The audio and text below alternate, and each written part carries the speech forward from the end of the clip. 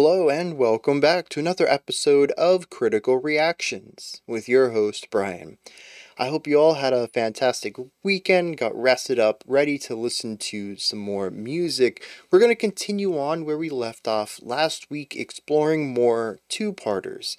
This time we're going to be looking at something quite interesting. The Fall of Troy's Ghostship Part I and II, which only appear on some demo discs and also are part of a larger suite where some of the parts were missing for a couple of years. I don't know all the story, but I read a little bit about it and it's very intriguing. So we're going to dive into the first two parts of this though, and as I mentioned, they were only on some demo discs, so we have to use YouTube for this. I haven't listened to these at all yet. Wouldn't make for a really good reaction if I did, but I have no idea what the audio qualities of these are, as they're not from official sources. Both of the parts also come from different channels, so we may have some discrepancy in production and audio quality across these two tracks. Let's dive into this first one though and see what The Fall of Troy is bringing to the table with Ghostship Part I.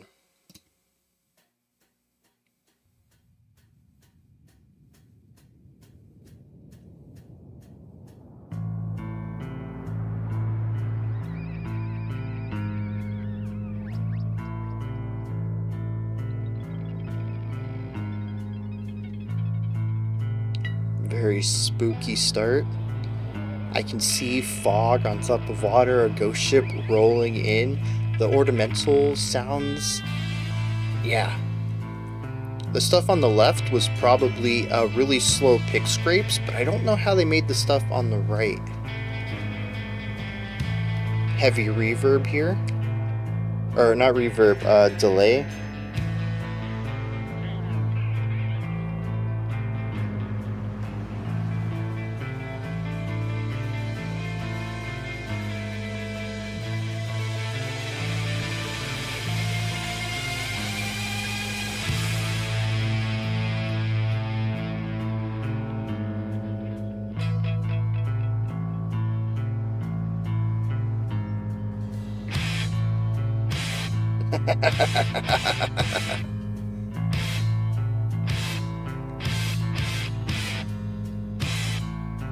So on the downbeats, just after. It's not even on the offbeat, it's between the downbeat and the offbeat.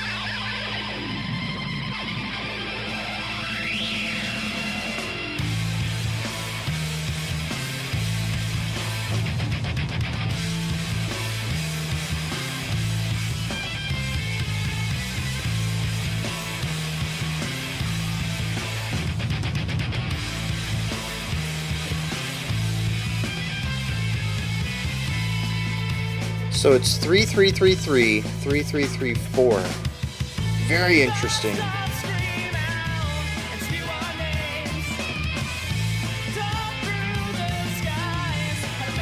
Really energetic drumming.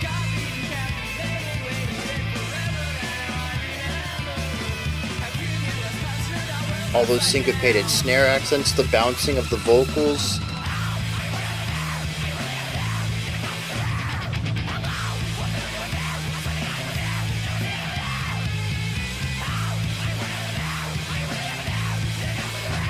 Very cool polyrhythmic idea on that vocal line.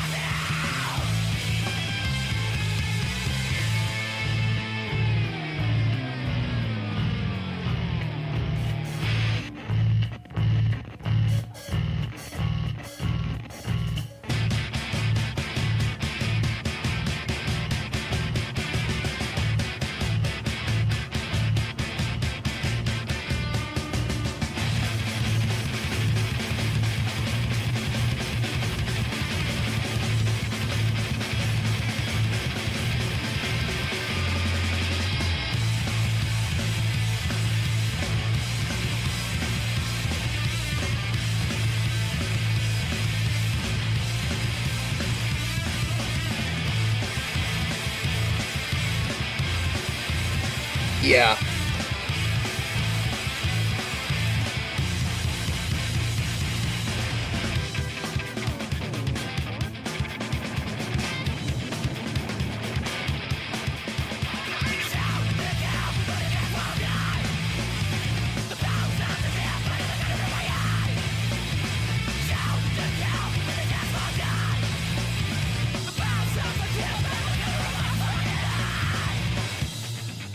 I do like the harsh layering there. Splitting it and utilizing two different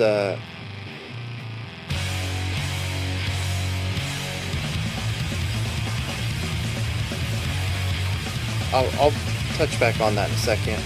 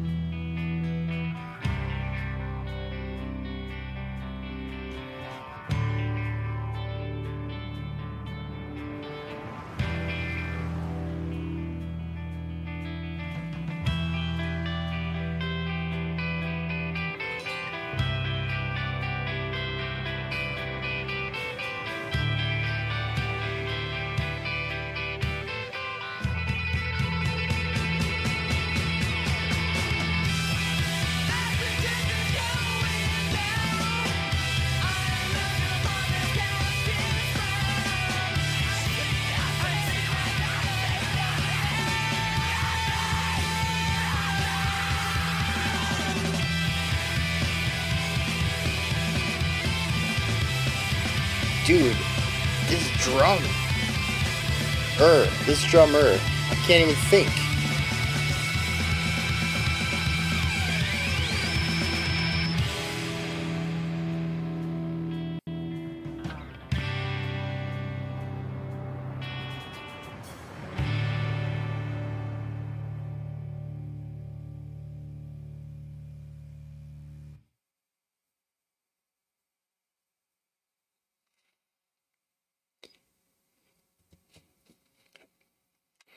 Okay, that was pretty cool.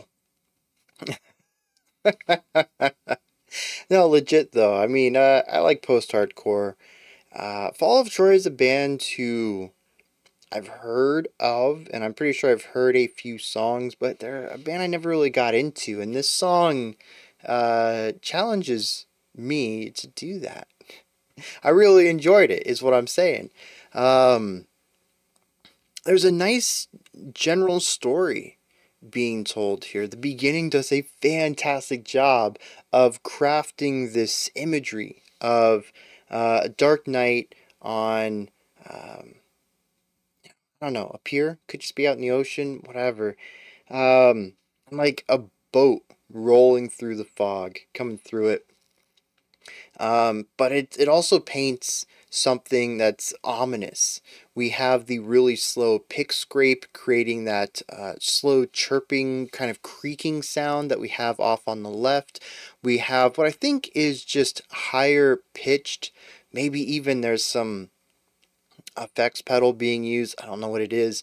That's creating a very sharp, immediate staccato playing coming out of the left side with these descending notes that are just, again, creating this sense of danger alongside the chord progressions just being played here in the opening.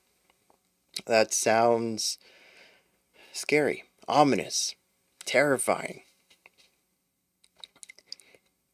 I don't know if I would have pictured the ship exactly if I didn't know the song was called Ghostship, but the beginning does a fantastic job, again, of creating this dread, this underlying intensity. You don't know what the problem is yet. You don't know what is trying to scare or intimidate you. It's kind of obscured by something. That's where, like, the fog comes in for me. But I think it does a fantastic job of setting that stage. And then we bring in some noise. The drums come in with a little bit of intensity. They ramp it up and ramp it up, and then we get the tremolo picking coming in, and that brings in chaos, noise, harmonic noise. We have the two guitars doing their tremolo picking on, I don't know, it sounds dissonant to me, whatever they're doing. We also have another guitar, I think, playing these really tight half-step dyads higher up with higher pitch. And that's creating these really tense chords that are being played alongside it. The bass has this walking, moving bass idea underneath all of it. The drums are just full intensity. Every couple of beats, they're throwing in these really tight drum rolls. It is a song that feels tense. It makes me feel like I want to curl up. I'm like, just, I don't know, release the tension, and it doesn't. It keeps pushing in on it. From the very beginning, we only made it like 2 minutes in, and I was like, this is perfect. This is a good song for a ghost ship. It captures fear, intensity, anxiety, tension, all of this together in a way that feels right. And I don't really think that the rest of the song leaned into that the same way that the introduction did. It could also be that I'm too close to the genre. It does eventually become a post-hardcore song for me. However, the outro has this low rumble. Might be the bass. It might be some sort of keyboard or organ patch thing going on. But we have this low rumbling chord that kind of sees the track out. It was also there at the beginning of the song.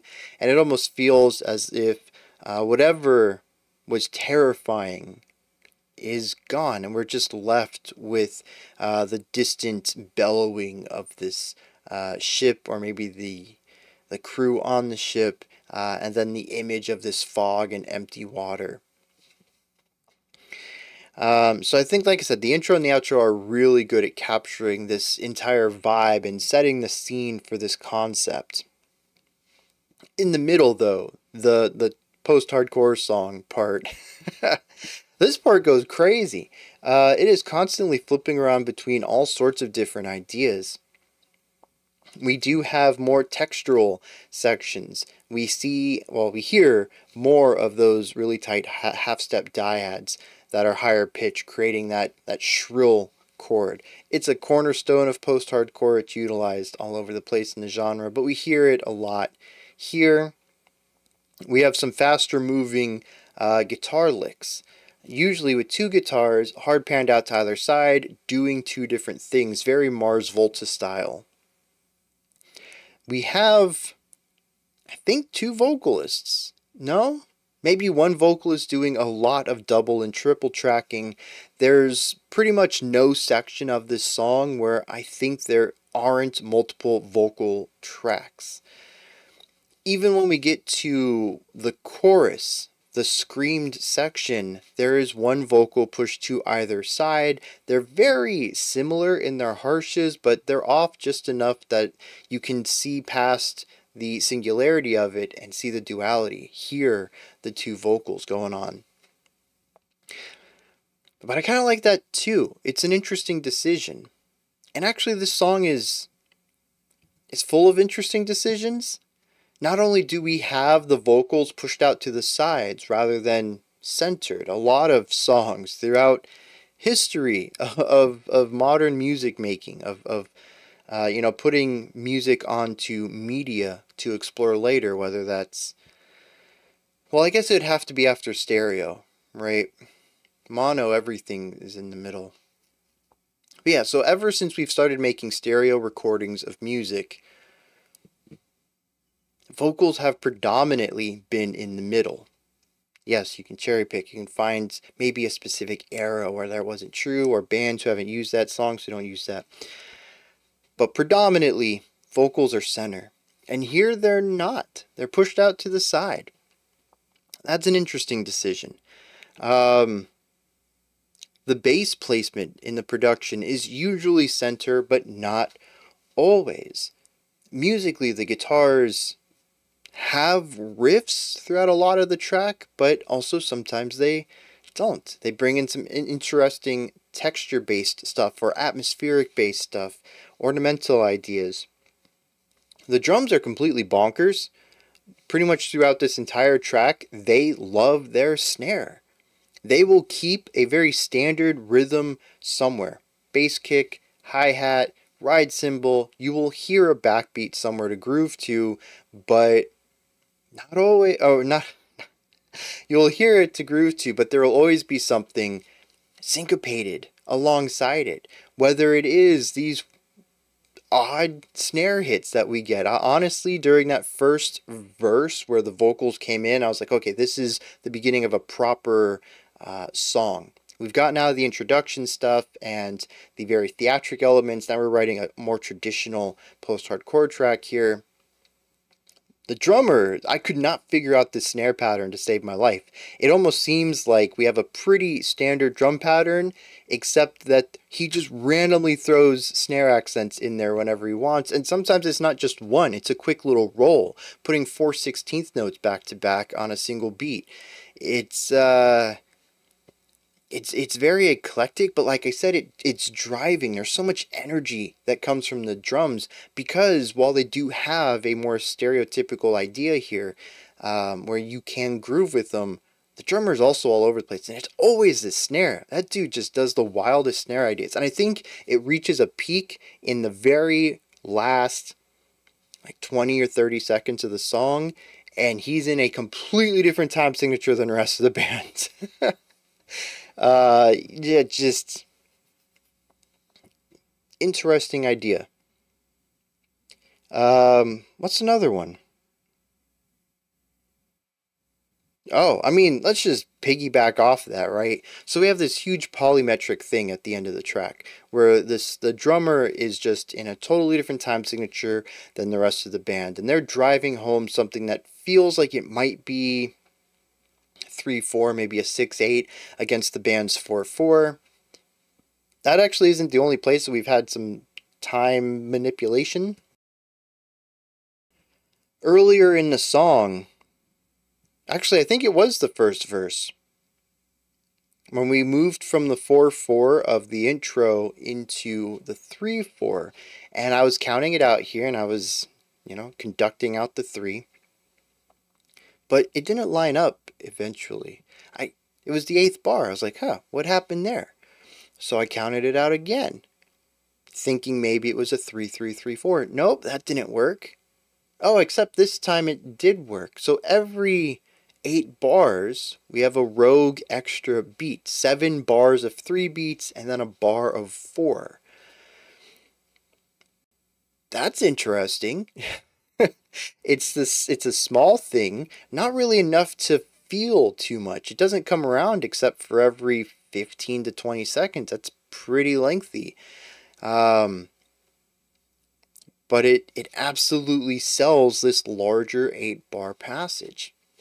It gives it that extra feeling of longing towards the end of it, and it also upsets the flow of the song. I don't know if that's necessarily intentional, although I assume that you might not feel like you're on solid ground if you've seen a Ghostship, so having this little misstep timely, in a time-wise manner, kind of does work with that. But the thing is, too, is I mentioned that it's an 8-bar phrase, 7 of 3 and 1 of 4. But it's actually broken up into 2 groups of 4 bars, because the first 12 beats of the first, well, all 12 beats of the first 4 bars is pretty much the same as the first 12 beats of the second 4 bars. The only difference is the little bit of extra, that last beat added on to the end of it.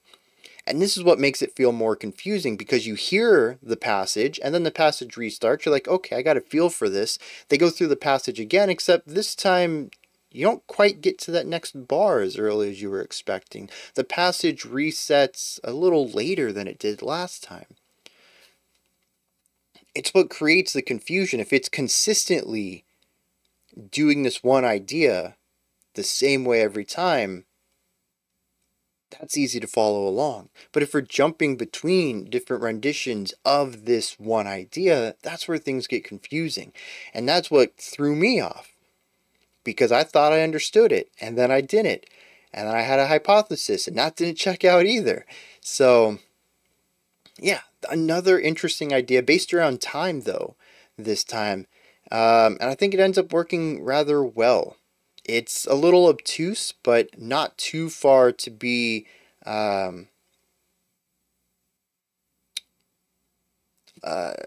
it's not too far obtuse that it's difficult to understand. And you can pick it up rather easily if you know what you're looking for.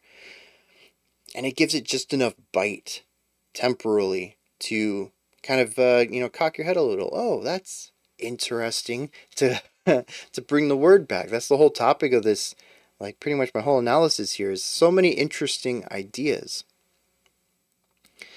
Now, I don't really know what to make of the song in the middle, though. I do find the verse chorus. We do have a type of bridge that takes us to the outro, but my understanding of this track is very much theatric introduction, post-hardcore song, theatric outro. And so I have this cool overarching narrative if I only take the bookends. Everything in the middle just feels pretty straightforward to me.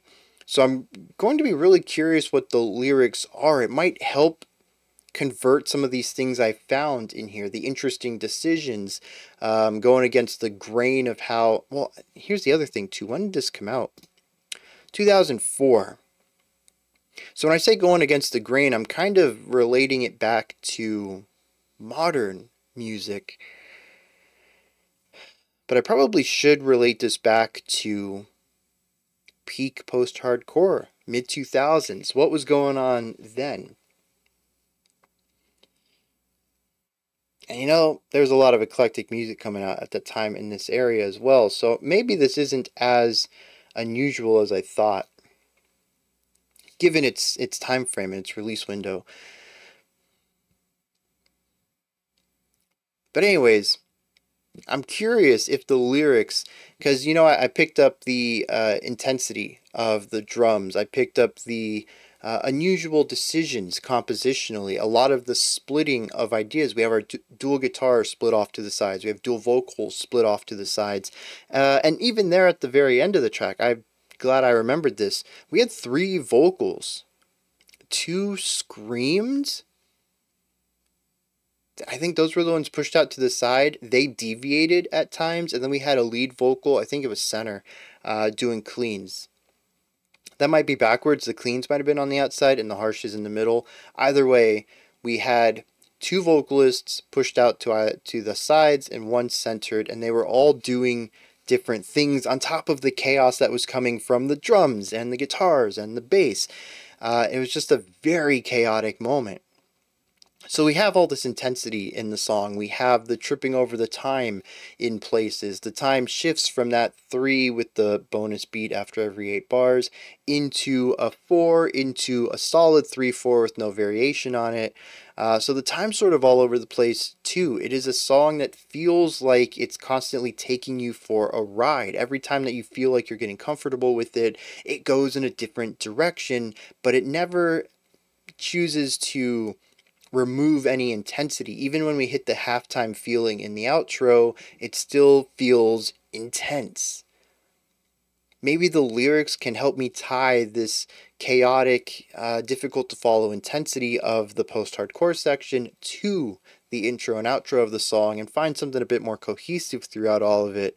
Because right here, after one listen, to reiterate, I still kind of feel this theatric beginning and ending, and then the middle, just, it doesn't have anything to do with those. It's just, this is the, the genre style song, and everything else is the exploratory, atmospheric based writing.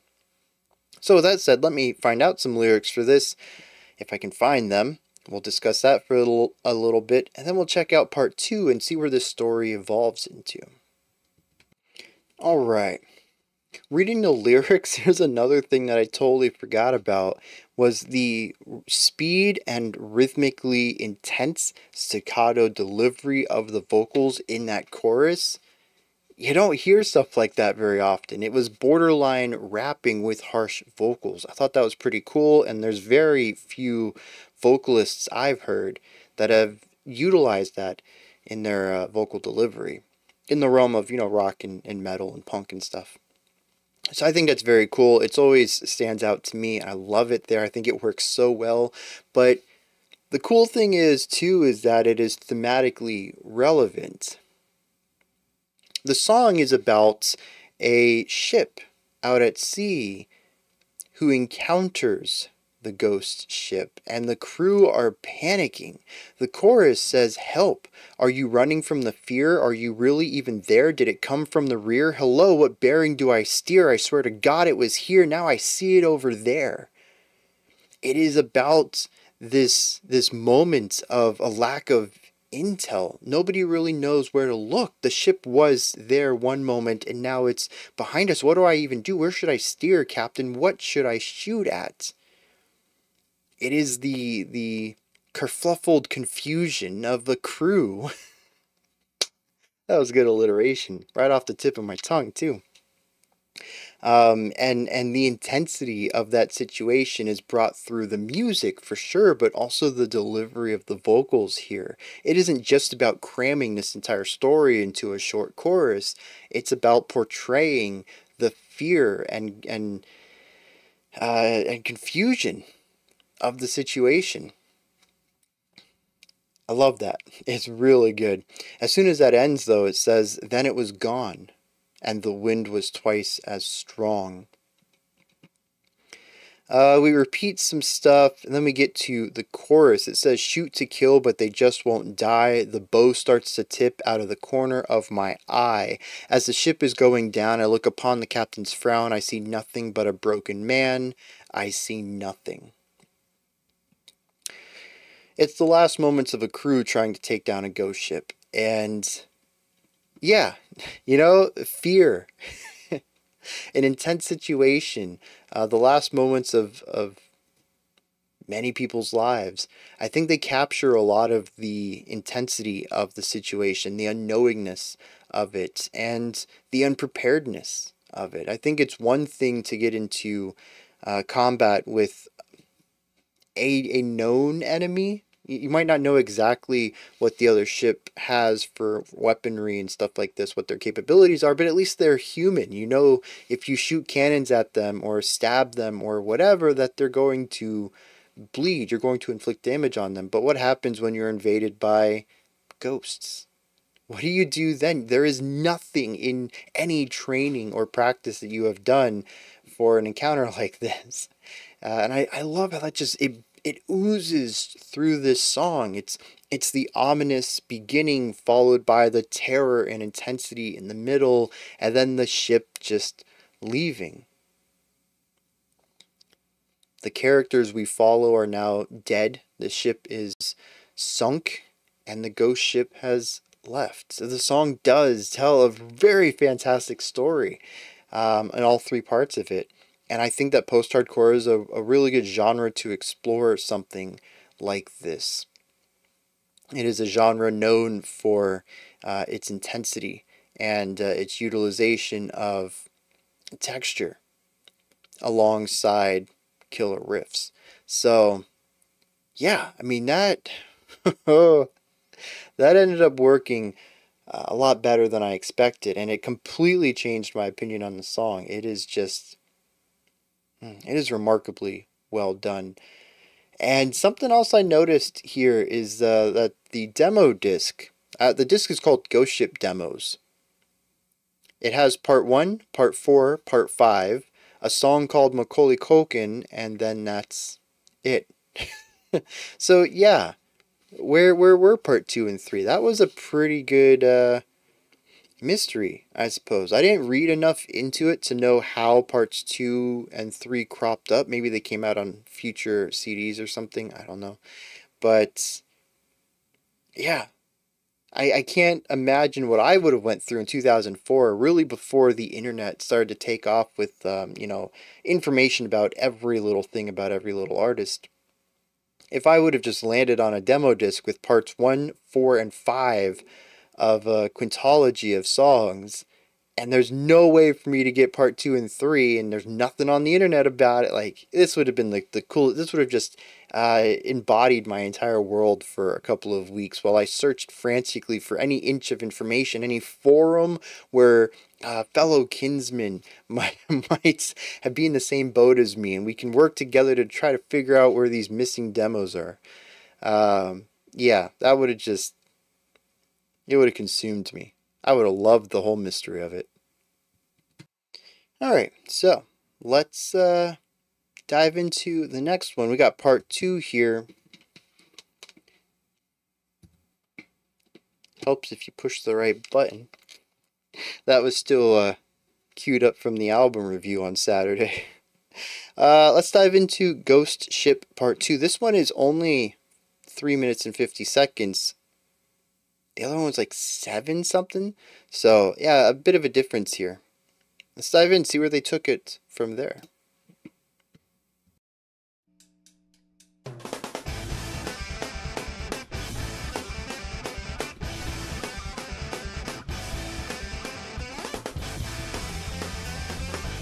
Ooh, that bass.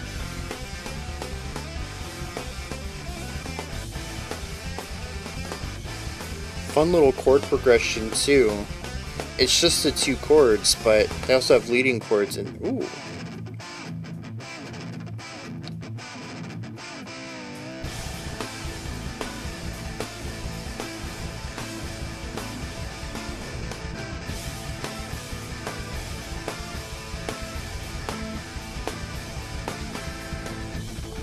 So is that an accenting of 1, 3, and like a grace note into 3?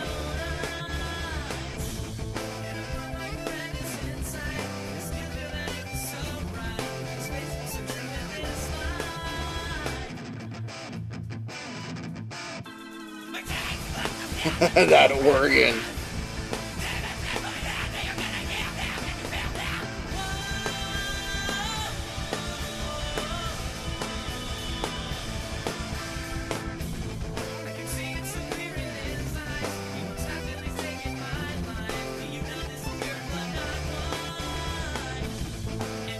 The piano is a nice contrast to that wild guitar work.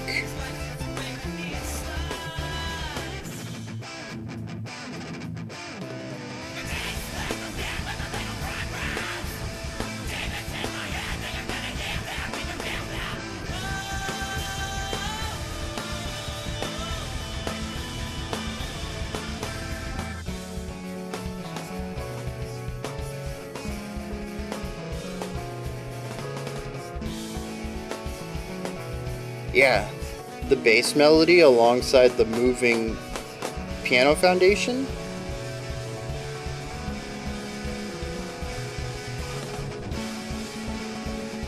The guitar giving us texture.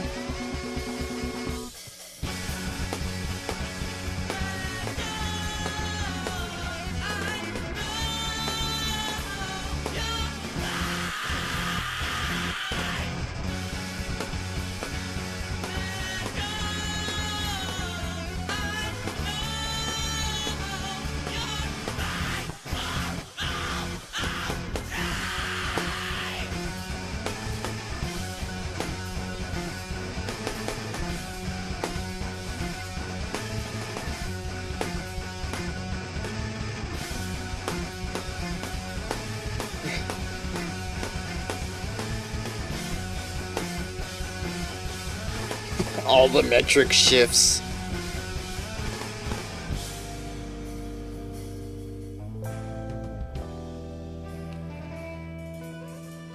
I'm sorry, what?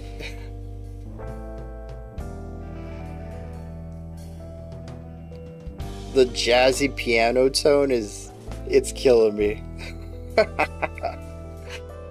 Such an inspired choice, especially still retaining the grit of the guitar.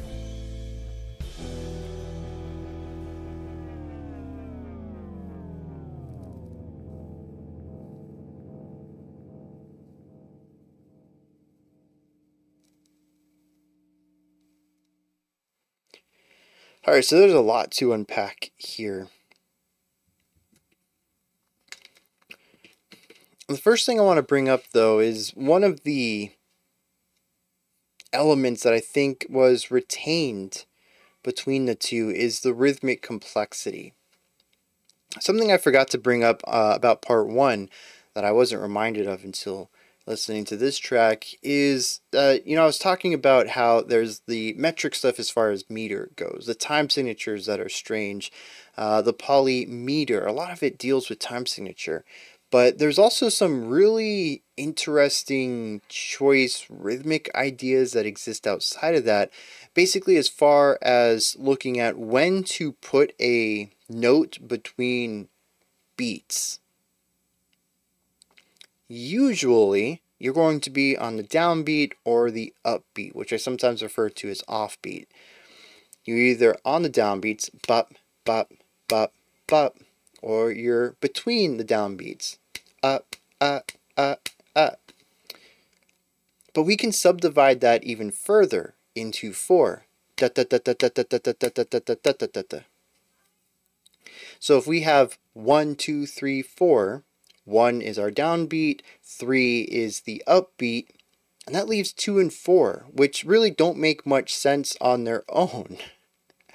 This is where they like to put their emphasis occasionally, and it leads to some really interesting syncopations because they feel obtuse in a way that doesn't groove well, especially when they shift. So maybe we'll get a downbeat on the bass kick and then an offbeat, not an offbeat, another syncopation on 2 between the downbeat and the upbeat.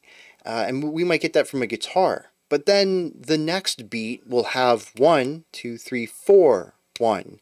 And then we'll have that sort of lean into it. Almost feels like it jumps the gun, putting an accent just before the beat comes in.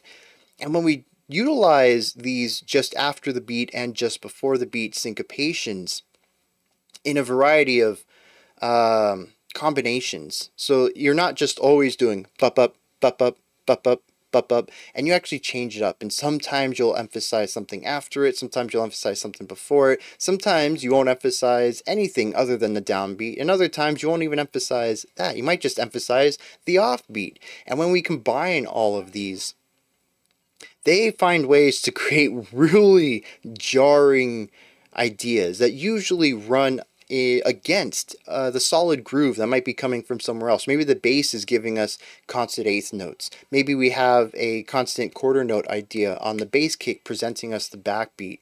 There's just... They do all these wild ideas. And we heard some of that here as well. I don't think as aggressively as we heard in part one, but there's a few places where I was trying... Oh, even right there at the very, very beginning. I was trying to figure out what the time signature was of those opening 8 bars. We never returned back to that section, so I don't have a definitive idea of it. But it sounds like we were in 3/4, where we emphasized 1, and then the 4 of beat 2, and then beat 3. So we have bup, but up, but up, but up, and it's just, it's very aggressive and jarring and odd. It's a very eccentric rhythm that we have there. But it ended up kind of working, but to me it's a very Fall of Troy thing, in the way that the Mars Volta, I think, is eclectic because of their use of layers. Based on these 2 songs, the Fall of Troy is eclectic based on their use of rhythmic patterns. Not necessarily time signatures themselves, but where they place their notes within each bar. Both of these songs are very odd in that. But then we also have those guitar solo moments that lead us into the chorus that I feel almost entered a form of free time. I don't know if that's necessarily what happened, but the way that the rhythms worked, they never quite lined up where I expected them to be based on the tempo of where we just came from with the full band. If I gave it a second listen, I would definitely just keep that metronome going and see if the chorus starts on beat 1 according to that, and that would let me know if we've stretched out time at all there. But again, it's the idea of putting notes, and specifically emphasized notes or accented notes, in usual places or unusual places, and they like to put them in unusual places. And it's what gives it the jaggedness that these two songs revel in. I'm really glad we had the second song to remind me of this, because it's really a topic that I should have talked about during the first song, because it is such a strong part of their composition, is the rhythmic jaggedness of it. Now, we kind of got to address the elephant in the room. The production on this one is very, very different. I don't think that's something I can chalk up to the audio quality. The audio quality here is definitely not as clear as the first one, but it's quite possible that that has nothing to do with the upload itself. This feels more like a demo than part 1 did. Part 1 might have been a rough draft of it, which I guess you can call a demo, but it feels ready to go. This one doesn't even feel like it has any vocal production on it at all. This feels like it was recorded. Some parts I feel were even a bit rushed. There's a little bit of sloppiness in like around the 2.5 minute mark. The drums started to rush a little bit and got ahead of the rest of the band. Then they sunk back up, but that's something that they would have corrected in another take possibly. Like I said, the vocals, there's just no production on them at all. The placement of the instruments is really interesting. The bass kind of sit at a low resonance in the middle. The organ slash piano slash synthesizer slash keyboard, this dude went through so many different sounds, is left pan, but also still kind of low. Not as low as the bass, because it does play some higher tones, which gives the perception of being a bit higher in the mix, but still a bit on the lower end. And then when we go over to the left side, the guitar is just way up here. And there's like this massive gulf between all of it that it's just not balanced very well from the engineering side of things. I think compositionally it's rather solid, but the performance leaves me a bit wanting in places, especially timing based. And the balancing of the instruments, the EQing of everything, the mixing of the entire song is just really not ready for prime time. Which, again, this is a demo that was missing. This is somehow a cutting room floor from a demo disc. That's just kind of blows my mind. So I wasn't expecting perfection anyways, but it's definitely a bit rougher than I was expecting, even with my low expectations. And that, to me, just asks a lot of questions. It's still, the whole concept around this demo disc blows my mind. They released a 5-part song, missing 2 of the parts.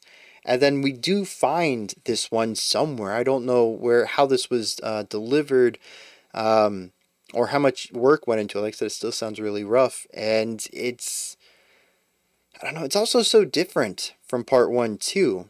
Where that one told me a very straightforward story, utilizing thematic sounds created by the instruments, which I thought was pretty cool. And told me a story. This one doesn't. This one just feels like a post-hardcore song to me. And so, how does it fit with the first? Usually, along this week, I like to explore themes or motifs, compositional structure, ideas that might have been present between the two. But aside from the general intensity of this one, particularly, again, from the drums and guitar, the guitars are rather intense and wild, this entire song, and some of the rhythmic concepts, I don't really see a lot of similarity between these two tracks. Maybe lyrically we'll find something that ties them together, but if this one had a totally different song, there's no part of me that would be thinking, oh, you know, this actually does remind me of Ghostship Part 1. So I find that to be really interesting, especially if presumably they were recorded around the same time. I don't understand how they ended up being so distinct from one another. Now, one thing I do love, though, is the way that the instruments play off of each other. We have the guitar off to the left, the bass center, the piano on the right, and they all work together really well. The bass is constantly moving. I would say that it's running counterpoint to the vocals at many times, but technically I think the counterpoint instrument is the guitar. Even though the guitar is noisy, and honestly I've trouble keeping up with it, both from a production standpoint and just from a speed of playing. The guitar sends out so many notes at pretty much any point of the song that it's difficult for me to get any sort of narrative component or harmonic elements out of it to understand what its purpose is within the song. But it is playing a melody, a fast one, but a melodic idea in a higher range alongside the vocals. That makes it the counterpoint instrument. But to me, I always ended up hearing it as more of a texture-based thing. It's there primarily to give me the grit of the guitar and to have this fast, noisy element in the song, more so than to be counterpoint, than to be another melody. And I think a lot of that's just the way that I hear the noisy compression of it mixed with the speed of the notes. And the bass is a lot easier for me to hear and understand, and so it feels more melodic to me. So I want that to be the counterpoint to the vocals. And for all I know, we could easily classify this as 3 counterpoints, or 3 melodies, I should say, which is even cooler, too. The piano over here sometimes has some moving licks, but I kind of view it more foundational. It gives us a lot of harmonic information, usually with its licks, riffs, ostinatos, whatever you want to call them, being a bit on the shorter side, usually only being half of a bar or 1 bar long, and utilizing these really tight loops of rising and falling patterns that make a sort of a cyclical idea. And so it kind of comes off as a combination of foundation and ornamental, where it is this little twinkling, glittering stuff over here, but it gives us a lot of harmonic information and not really a lot of melodic information.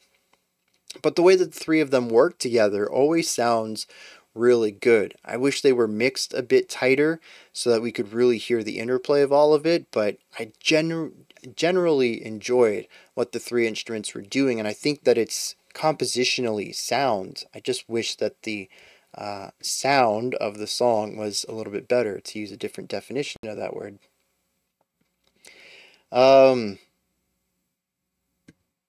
We do bring back some of those really fast, harsh vocals. I thought that was a neat tie-in to the other one.